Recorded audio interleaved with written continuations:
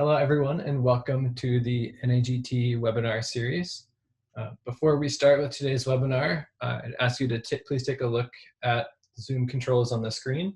For today's webinar, we ask that you leave your microphones muted and video cameras off. If you have questions or comments along the way, we encourage you to enter those into the chat box. You can typically find that by finding the Zoom control bar and clicking either on the chat button or on the more button and then on chat. In today's webinar, we'll also be testing some live captioning, and you can also find a button to turn that on in the Zoom control bar. Webinar presenters and staff will be monitoring the chat for your questions and comments. The NAGT webinar series is your one-stop shop for strengthening work in Earth education. Webinars in the series feature novel and innovative work in Earth education research and pedagogy, new teaching materials, and the classroom and professional experiences of people like you. The NAGT webinar series is free and open to the public, and we encourage you to invite your colleagues to attend and join the discussion. To get us started, I'll turn things over to Stephanie Sitt from the University of Illinois at Chicago, who will be introducing today's speaker.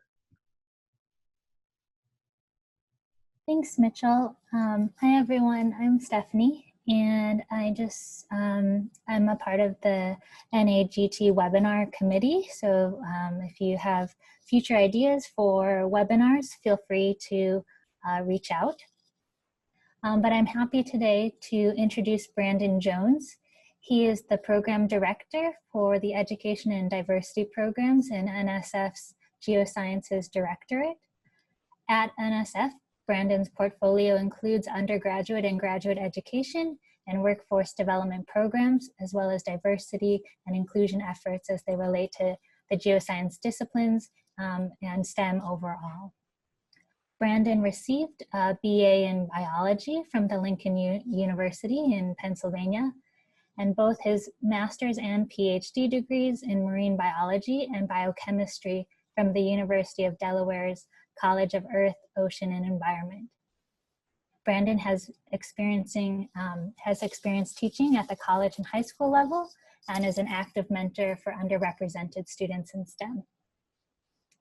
With that, I'll turn it over to Brandon, who will be presenting on funding opportunities for geoscience education-related initiatives and research. Okay, thank you, Stephanie, for that introduction, and thank you, Mitchell, for all the technical assistance, and good afternoon to everyone, and maybe good morning for some, not sure. To all those that are joining the webinar, I am excited to be able to share with you. As soon as the webinar is starting, I'm standing by my window, it started to rain, so it got kind of dark out, but looking at the video, I think everything will be fine. And also thank you for those who humored us in taking the poll about what you've been doing during this stay-at-home activity or time that we're all in right now. It looked like reconnecting or spending more time with family, whether it be in person or virtually, was one of the top selections, as well as cooking and baking. So maybe that 19 on the end of COVID-19 is going to be the number of pounds that we're coming away with, because my wife is certainly honing her skills here at home in Maryland, and I'm the guinea pig. So anyway, I'm grateful to be able to share some information with you. It will mainly be focused on geoscience education, preparation, et cetera, for geo disciplines, geo workforce at a high level, and also some diversity related programs, at least one. And then I will share with you some information on how to connect with NSF in other ways, other than just the traditional solicitations where you submit a proposal and it goes through a review process and you're either awarded or declined, et cetera. And then after that, so hopefully that's only 20, 25 minutes, and after that we will open it up for questions and comments as we have time. So I'm going to start to share my screen here. Make sure everything shows up correctly. Okay, so title slide there. Funding opportunities for geo-education related initiatives and research. And I'm just going to jump right into our flagship program that we manage in Geo for education and workforce preparation. And that is our GeoPaths program. And many of you have probably heard of this program. It's moving into its 6th year. And we've had just over about 100 awardees over that time. And the whole focus of GeoPaths is to improve the education for undergraduates in STEM. GeoPaths is a part of the large IUSE effort here at the National Science Foundation across several directorates.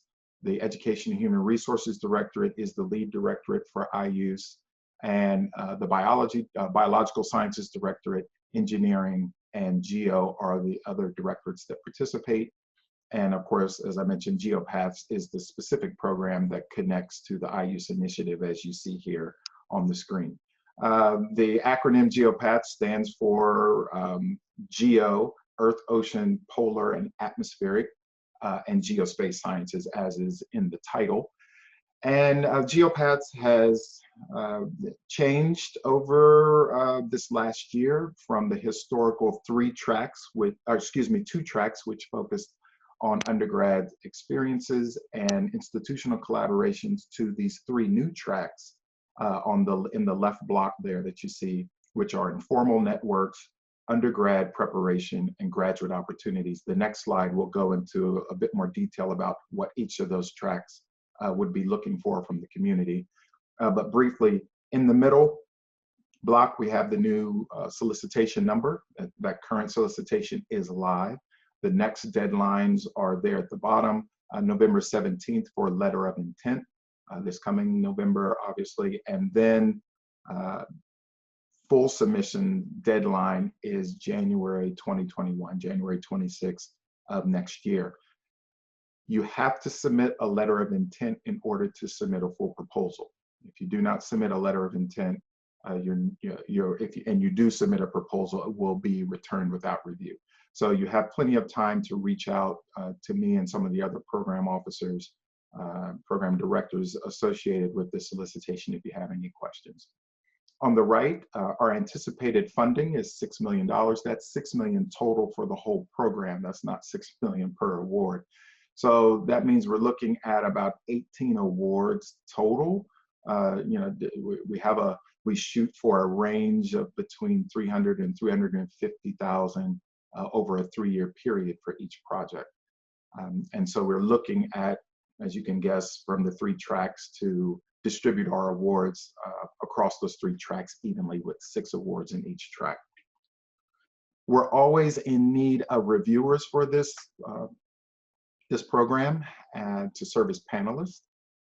This is really great for early career faculty who are looking for opportunities for funding, but also to connect with NSF in different ways and to learn how the merit review process works at NSF, but also to see what kind of projects are coming through NSF, so you can get an idea as to how to write a proposal, how to write a competitive proposal, but also the kinds of ideas that maybe you should be paying attention to in your career. So again, we're always looking for reviewers, and that's as easy as reaching out to us with your CV and letting us know that you are interested in being a reviewer.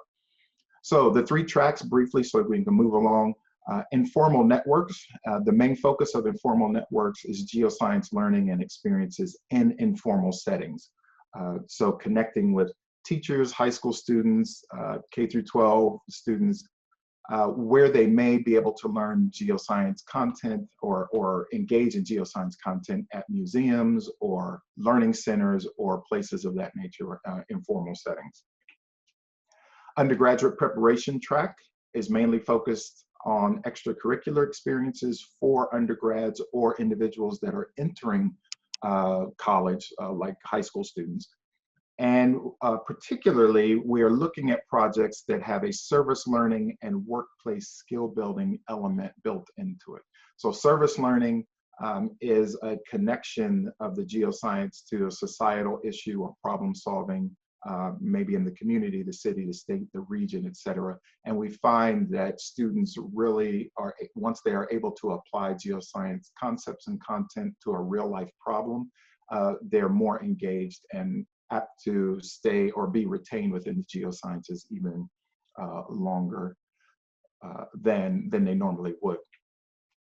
Graduate opportunities is very similar to the undergraduate preparation. Of course, it's focused on graduate students, those that are undergrads going into, transitioning into graduate programs, or graduate students transitioning into the workforce or postdoc programs. And again, the elements of service learning and workplace skill building are certainly important. Maybe the workplace skill building even more important for grad students as they're moving into the workforce. But the specific focus on institutional collaborations, where academic institutions will partner with other academic institutions or nonprofit organizations or businesses and private sector organizations to connect students to career options and support them as they're transitioning through their that next phase of their educational career. So that's GeoPaths. We want to move now to our flagship broadening participation program in the Geosciences Directorate, which is, it's originally called GOLD, which is Geoscience Opportunities for Leadership and Diversity. The new DCL that is out is called GOLD-IN, and the EN is for expanding the network. And my apologies, I should have put the DCL number here, but if you Google NSF GOLD-IN DCL, that it should take you right to the DCL because it is live right now as well. But the whole focus of GOLD and now this new DCL effort is to cultivate diversity champions in the geosciences, mainly focusing on leadership and professional development at the faculty and higher level. So not the traditional recruitment of students from diverse backgrounds and figuring out retention mechanisms, et cetera, but focusing on those individuals that are in the system at the institutions where many of these cultures that are not welcoming, that are not inclusive, can be changed if individuals get the correct training and are open to the professional development elements that would help them be champions for diversity. So I kind of touched on that middle bar there. So the DCL at the bottom is looking to support 4 different types of projects that are coming in that the community would submit. Number 1 would be supplements to existing gold awards. So there are only 5 initial pilot gold awards. So only those awards would be eligible to submit for supplements. However, the rest of the community can submit eagers. Eager, and we'll talk more about what an eager submission is. It's more about an exploratory, edgy kind of concept, a high reward, high risk concept. We're also looking for conferences and workshop proposals. And we're looking, this is something new that we haven't tried before, research coordination networks.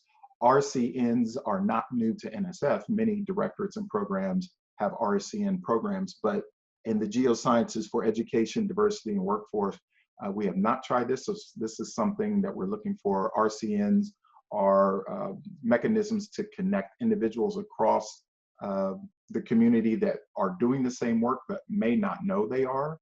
So an RCN would connect them and begin to leverage the strengths and the activities and energy that are going on in different places and bring them together in a collaboration.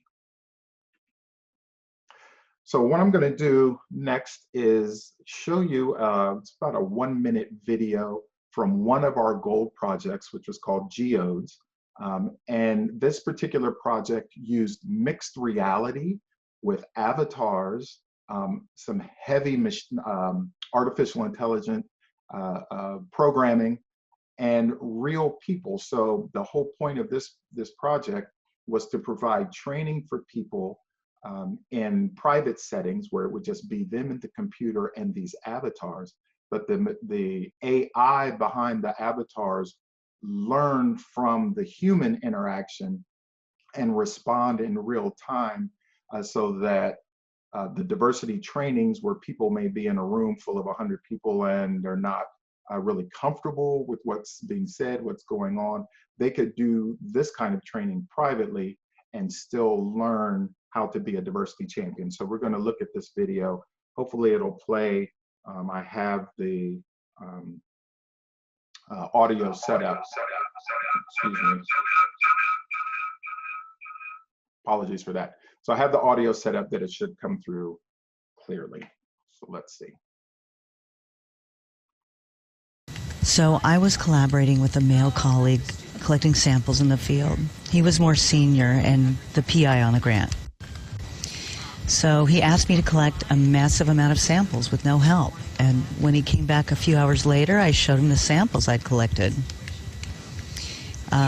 He said to me, "How did you get all these samples collected? There's no way you could have done this on your own. I thought you were an indoor type of girl." Okay, but are you sure he wasn't joking with you? It wasn't a joke, Max. And it doesn't matter if it is a joke, because that kind of attitude hurts one's feelings. And what does it mean to be an indoor type of girl? Like, we're all scientists and that shouldn't matter. And she physically collected the samples. So, I mean, I think that may have just been a little aggressive. Oh, okay, I'm just trying to understand, because it kind of sounded like a joke. No, but it wasn't. So what Heather just said is true. It made me feel a certain way. It made me feel undervalued and not taken seriously. Okay, so as I mentioned, that is a really edgy kind of project. We're really excited about the potential for that project. And as you just witnessed in the video, the avatars picked up on, and that was Heather Holton. Maybe some of you know Heather, a good friend of mine, and she was a co-PI on that project. As she began talking, the avatars started to respond to her.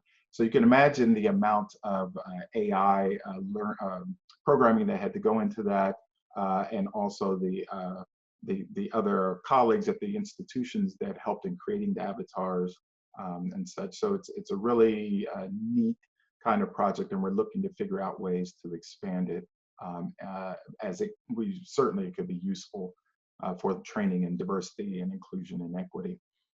Moving to the GLOBE program, I'm not sure how many of you know about GLOBE. Maybe many of you do. This was started, over 25 years ago. It is a NASA managed program right now that NSF supports. In that bottom section on the right, we support the annual meetings. We also support scientists and researchers who want to use GLOBE protocols to expand the GLOBE network in connecting with GLOBE partners and teachers and et cetera, who are managing GLOBE programs at their schools with students, middle school mainly and high school. On the left-hand side, this was a snapshot from yesterday. If you go to the GLOBE website, you can see in real time the number of countries and schools and teachers and other observers, et cetera, that are accessing GLOBE, using the protocols, and using the GLOBE app where they are collecting data. The GLOBE, it's a very neat app. The implementation office out in Boulder and the programmers are doing an awesome job did an awesome job in the development of that app and maintaining its stability for international use. So you see the number of measurements there. We're approaching 185 million measurements. And that, again, this was a snapshot from yesterday.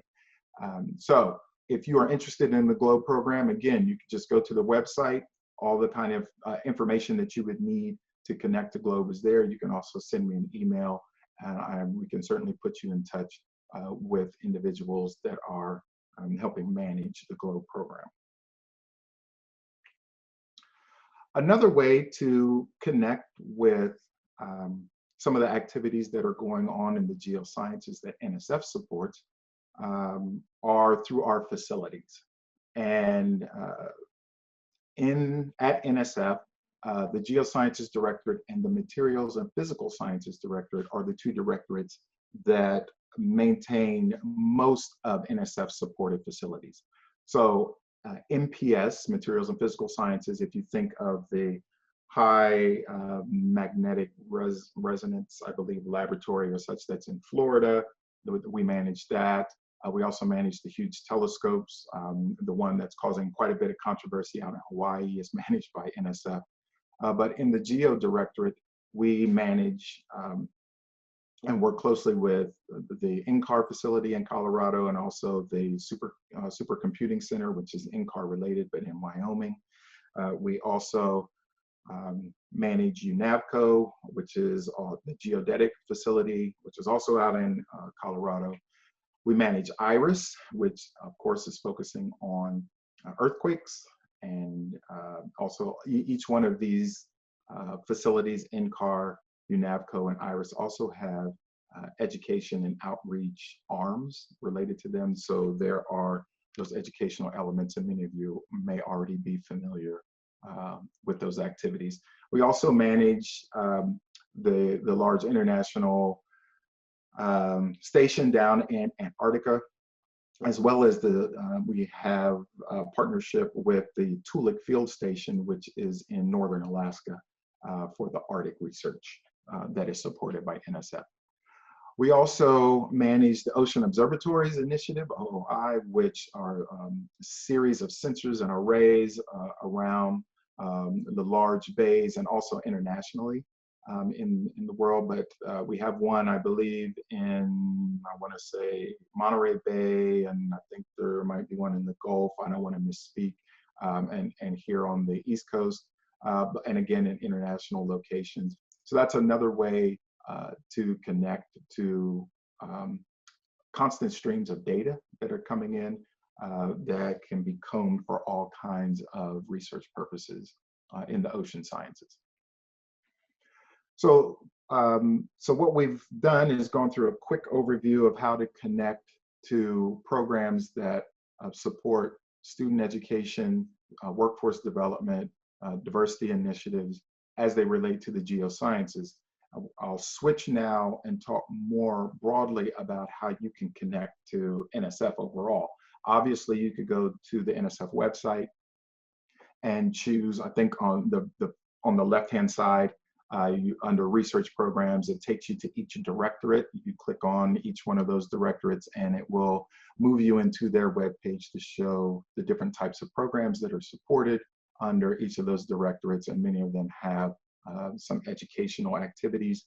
But what I'm going to do now is not go that deep, but stay kind of broad and at the 50,000 foot level and talk about here NSF's 10 big ideas. And the 10 big ideas started about 3 years ago with the one down at the bottom right, includes being, quote, the oldest, because it was the first one that was launched. But the rest of these are in full swing and are fully funded and provide all types of opportunities for NSF directorates to collaborate behind the scenes, but of course are pushing out that importance of collaboration and interdisciplinary work in the community, while also meeting what we think here at NSF are the grand challenges for science and research moving forward into maybe the next 10 to 20 years. So there are 6 research big ideas, and then you see down at the bottom there are 4 process ideas. So we'll quickly go into, and I have a slide that shows where each directorate connects to each one of these 6 research ideas or big ideas. So we have harnessing the data revolution. That's all about data analytics, AI, machine learning, etc. The future of work at the human technology frontier, and we're seeing that right now with the increased use of virtual platforms and online learning and transitioning to digital spaces, and then the unique challenges that presents for geosciences, especially when it comes to education, because our students mainly In geoscience disciplines need to conduct field work, but how do you do that when you are sheltered in place?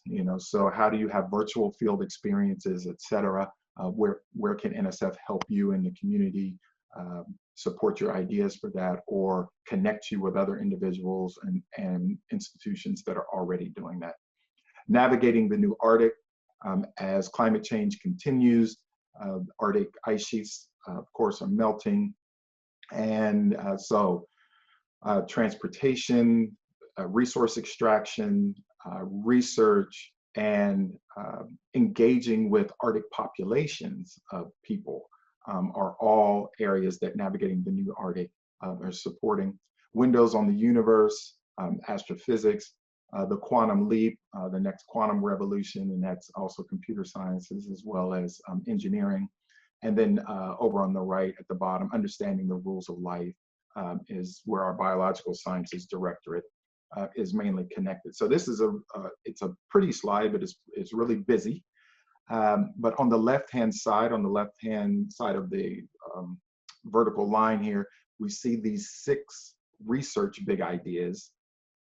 And on the right side, we see the main directorates at NSF. And what you'll notice is that each directorate is responsible for 1, some of them responsible for 2 of those research big ideas. So we'll pick on Geo, of course.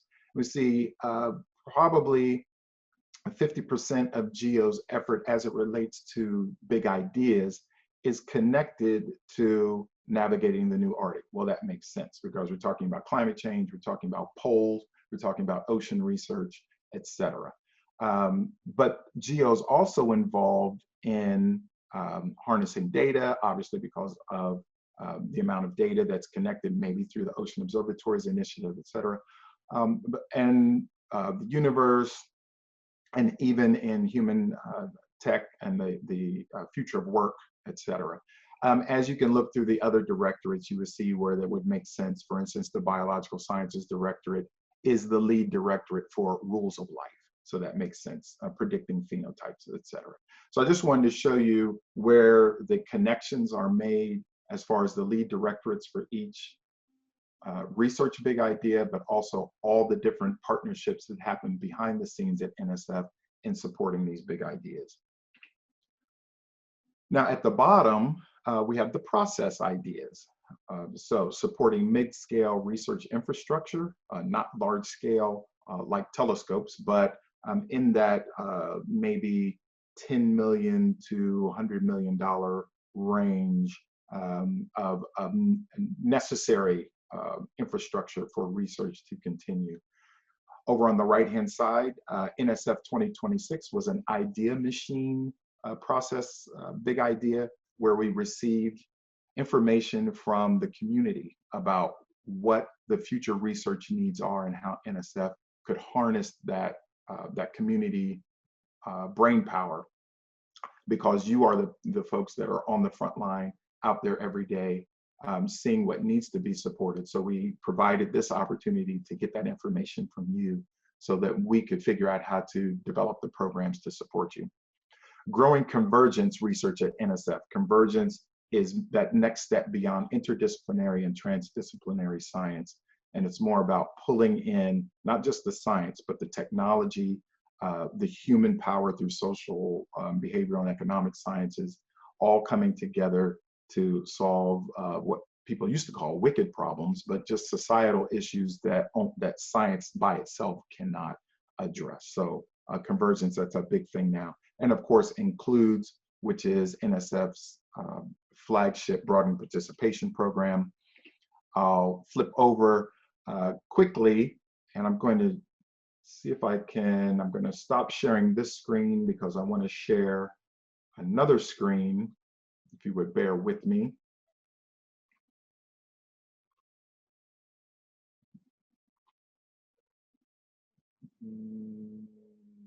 Let's see, here we go.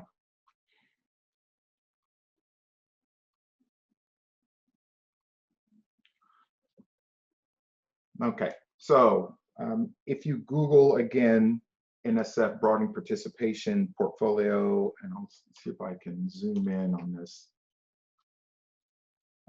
This is the site that lists just about all of NSF's broadening participation programs across all the directorates. It needs to be revised because there are a lot more than are listed here. But you see many that maybe some of you are familiar with, like Advance, AGEP is there, HBCU Up program, LSAMP, Lewis Stokes Alliances for Minority Participation, etc. So all of these are here. You can see them by broad themes, emphasis, etc. So I would encourage you to take a look at that website. Now I'm going to go back to the PowerPoint.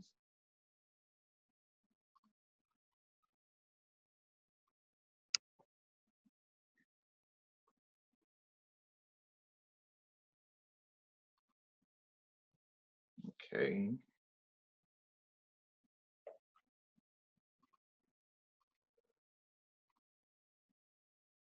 Okay.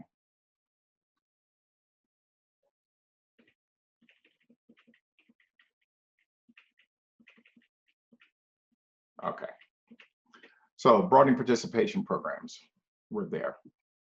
Now this is the last slide, and it's like we're doing good on time. It's 1:30. Not many folks in the community know about all the different mechanisms to receive or at least to apply for funding from NSF.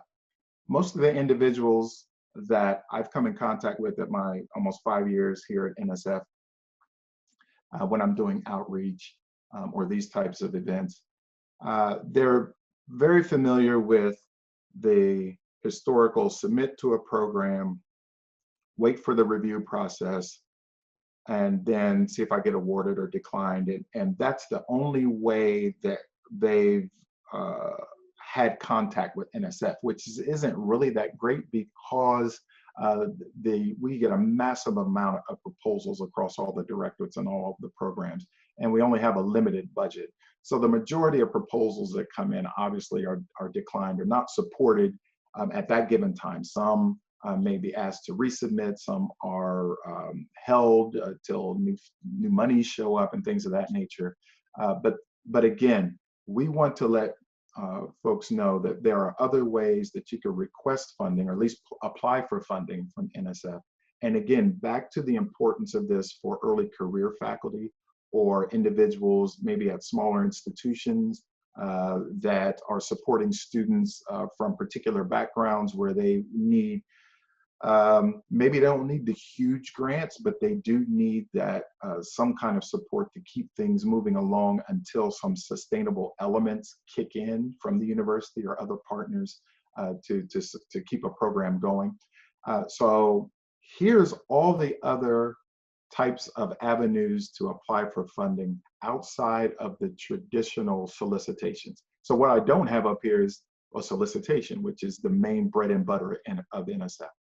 But what's here, and you've had time to look through this list, rapid proposals, eager proposals, which you heard me talk about earlier with the GOLD program, RAISE proposals, FACED, which focuses on supporting individuals with disabilities in science, Ideas Lab, GOLI, and that's focusing on connecting with academic and industry, travel proposals, equipment proposals, conference proposals, center proposals are for large amounts of money, and usually there is a time limit associated with center proposals, and that's something you have to work with the cognizant program director or program officer with, and research infrastructure proposals, and these are separate from that mid-scale infrastructure process big idea that we just talked about.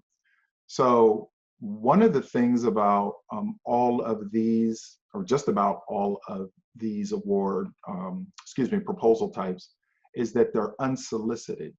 So solicitations come out at certain times. They have deadlines, whether pre-proposal deadlines, letter of intent deadlines, but they all have full submission deadlines. Many programs across NSF are now going with no deadline solicitations, and that's something that's fairly new, just maybe a couple of years old, maybe 3 years old, if the oldest program using that at NSF. But I would say that the majority of solicitations still have these deadlines or these timing parameters wrapped around them.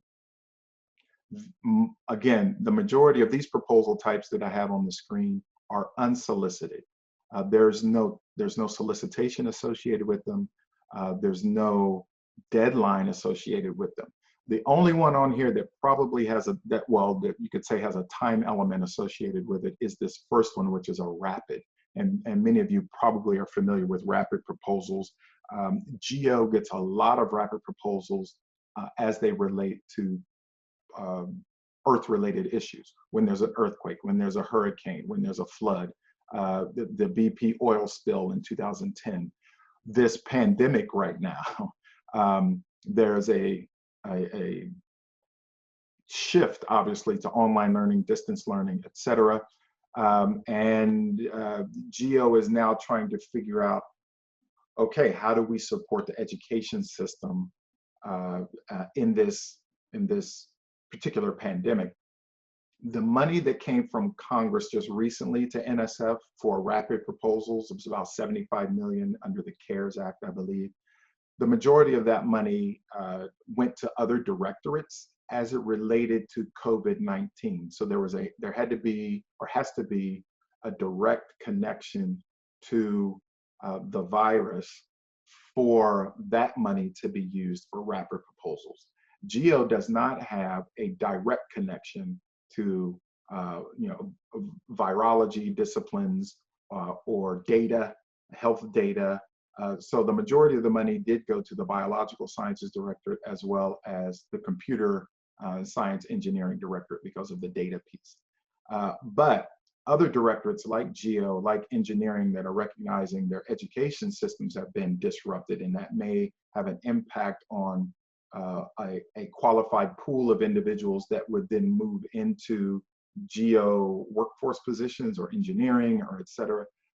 There are now discussions about, okay, how do we utilize the funds that we have to help support those efforts. So I just wanted to put that out there, that Geo is thinking about that, even though we didn't receive the CARES Act funding directly from Congress this round. Who knows what's going to happen the next few months in the new fiscal year coming in September. So anyway, I'm going to stop there and turn things over back to Stephanie and Mitchell. If you need to contact me about anything, there's my email. If you have questions about GOLD or GeoPaths, those are the emails. It's just geogold@nsf.gov or geopaths@nsf.gov. And if you send your email there, and that's the best way right now to connect with us, because none of us are in our offices. 96 to 98% of NSF staff are working remotely. The only individuals that are at the building in NSF in Alexandria are a few security guards each day and some individuals in the mailroom. There are some cleaning staff, but I even think their presence in the building has been diminished because no one is there. And so the best way to connect with us is via email, and then we can set up some calls or maybe some Zooms if you want to further clarify your ideas or have questions about programs. So other than that, I'll stop here and turn things back over to Stephanie and Mitchell. Hi, Brandon and Stephanie. Thanks so much for the great overview of programs and solicitations that are available at NSF. And I want to encourage anyone to answer or ask some questions in the chat, and we'll be monitoring the chat, and Brandon is available for the next 20 minutes to answer questions. I'll start with a question back about I use GeoPaths. And I know previously it was kind of, some money seemed to be set aside for like community college collaborations, or some for R1 institutions. And I was wondering, how the new tracks might map onto different, might be targeted towards different institutions. No, excellent question, Stephanie. And you're exactly right. The two tracks, undergrad prep and graduate opportunities, map very closely to the historical GeoPaths Extra and GeoPaths Impact tracks that we've had for the last, since the inception of the program. And we do limit R1 institutions from being the lead institutions for GeoPaths up, the undergraduate. So R1 institutions cannot be the lead for any proposals coming into up, but they can be collaborators or partners, but they can't be the lead. GeoPaths Go graduate opportunities, institutional eligibility is open to any academic institution. GeoPaths In, which focuses on the informal networks, is open to any academic institution and any nonprofit organization that has educational programs. So as I mentioned, like museums or aquaria or learning centers, etc., as long as they have educational programs. So we are trying our best to filter where we think is best to give a chance to maybe smaller institutions or institutions that have not connected with NSF, at least through the GeoPaths program. But also with the informal settings, we recognize that academic institutions may not be set up for informal instruction, but they do have a student body that could either benefit or that they would want to recruit into. And so they would want to partner with a nonprofit organization like museums or something like that I mentioned before.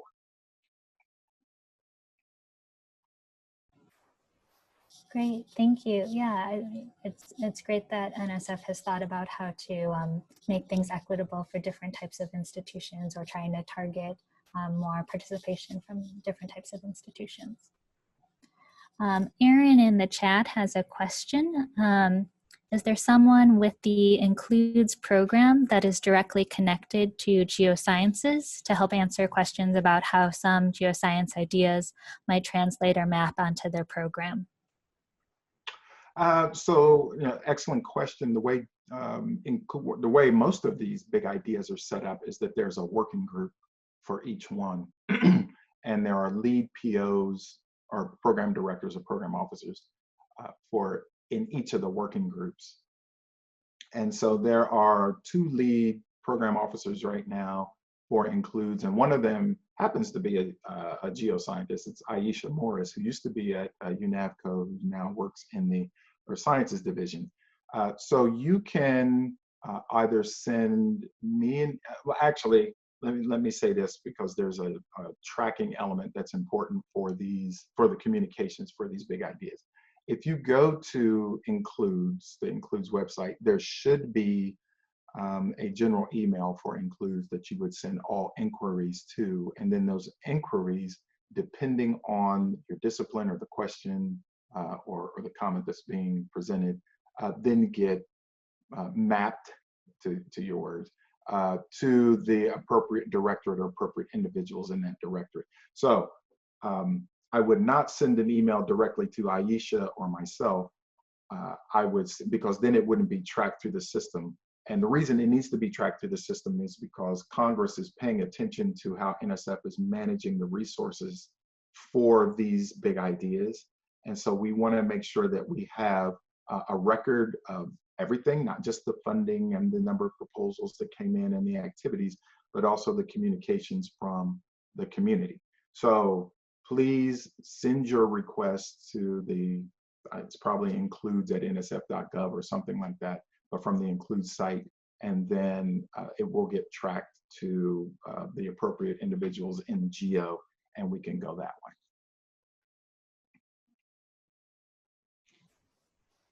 Okay, great. Hillary then has a question about, I think this is going back to IUs. You mentioned that undergraduate training could be included in both the undergrad prep and graduate opportunities, both of those geopath tracks. Can you say something about how undergraduate participation might differ between the two tracks? Yeah, that's a great question. So the undergraduate, well, first, before I go into that, I would encourage you to take a look at the solicitation, because we have a lot of language in there that that makes a clear differentiation between those two tracks as it relates to how undergrads are supported.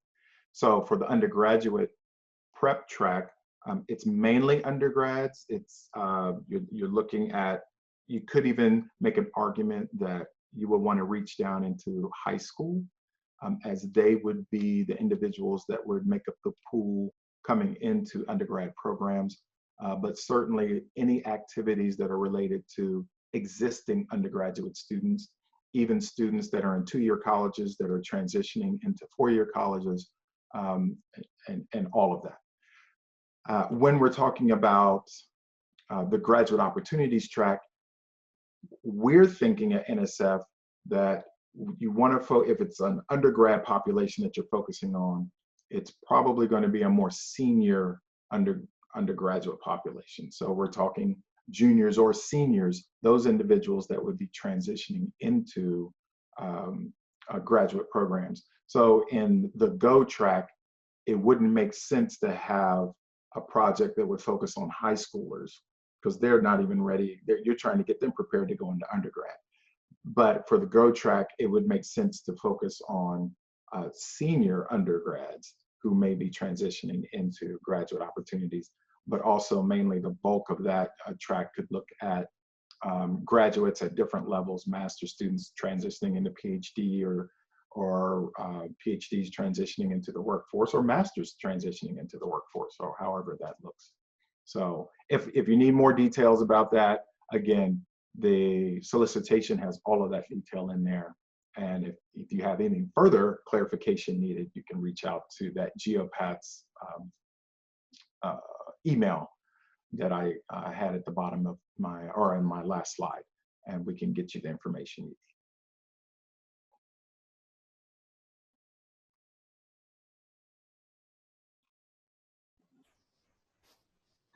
So I'll take a minute to encourage any questions. Brandon's here, available for anything that you might be wondering about. And I know that you represent the Geo Directorate, Brandon, and I was curious, you know, let's say we just have like, we're preparing for online instruction potentially in the fall, or we have like a new virtual lab we want to try out, you know, would that go into like a rapid proposal, or just a general IUs, you know, maybe for some of our innovative classroom work, where might be the best ideas to look for programs or solicitations? Yeah, that's a great question. I think the first step would be to, you know, reach out to a program director through email to say that you have an idea. In that first email, maybe just give us a few sentences, not a lot, because you can imagine the number of emails and Zoom meetings have increased almost exponentially. I'm just throwing that out there, but it feels like it, even if it hasn't. So giving us a taste of what you're thinking about, and to your point, Stephanie, asking, you know, what's the best program for me to, you know, maybe think about submitting this to, you know, just getting some guidance on that. And we can go from there once we get the initial concept of what you're thinking, and direct you better as to the different programs, or ask for, you know, further clarification, maybe a one-pager or something like that. But to start with an initial email with your you know, a short description of your idea is probably going to be the best way to get you in, and so that we can get you directed appropriately to the appropriate programs or people. So you wear another hat, like a NSF guidance counselor.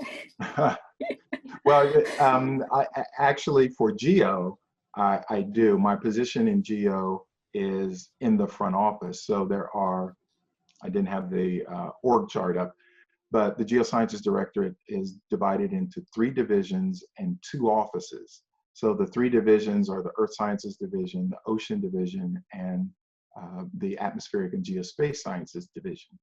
Then there's an Office of Polar Programs and the front office. And the front office is where I work, and I am like the router for certain types of information and programming as it relates to Geo at a broad scale, education and broadening participation efforts at a broad level or a national level.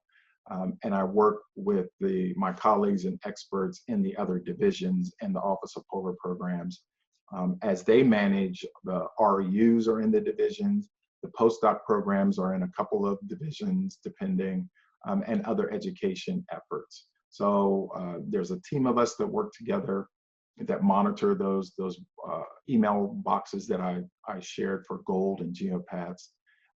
So you're right, Stephanie, that I also interface for the most part with the rest of NSF when it comes to broadening participation efforts and education efforts. I represent Geo on many of those activities and connection points. That's great to hear. I know I'm an early career scientist and learning more about education initiatives, and so just knowing that it's okay to reach out, I think is comforting. Excuse me. Yeah, no problem. We have another question. Would you be able to speak about early career awards? Would geoscience education proposals be a better fit for Geo or EHR? So the question's about career proposals, I believe. Yeah.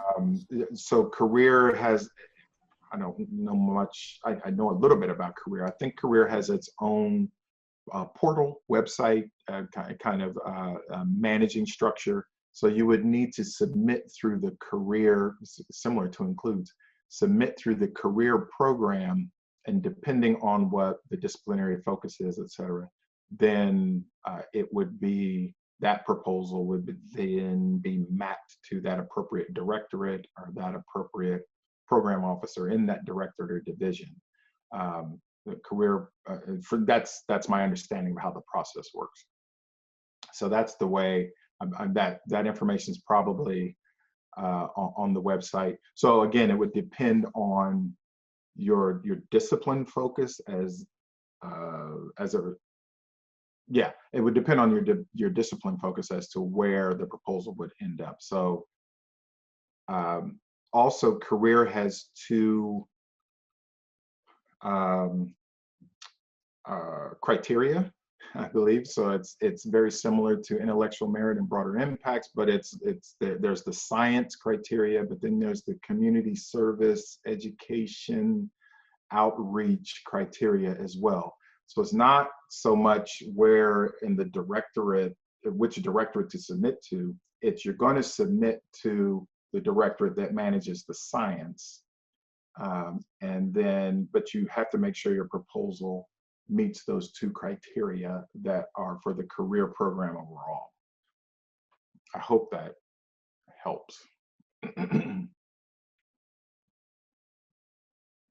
Okay, and we just have about 5 minutes left, so I want to go ahead and thank Brandon for spending this time with us and giving us a good idea of different opportunities at NSF and different ways to connect with NSF. And then I think, Brandon, if you don't have anything else, I will turn it over to Mitchell, who I think just has some closing words from NAGT for us.